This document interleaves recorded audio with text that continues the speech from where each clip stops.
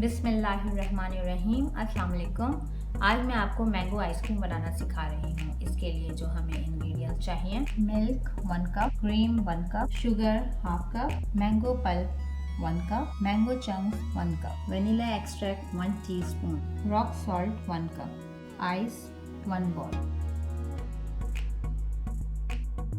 एक बोल में हमने आइस ले ली है। अब हम इसमें रॉक सॉल्ट डालेंगे।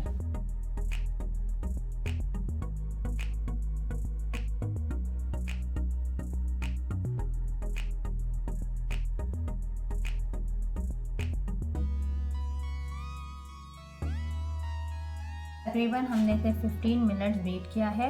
अब हम इसमें मैंगो चंक्स डालेंगे और फिर इसे फ्रीज़र में रखेंगे।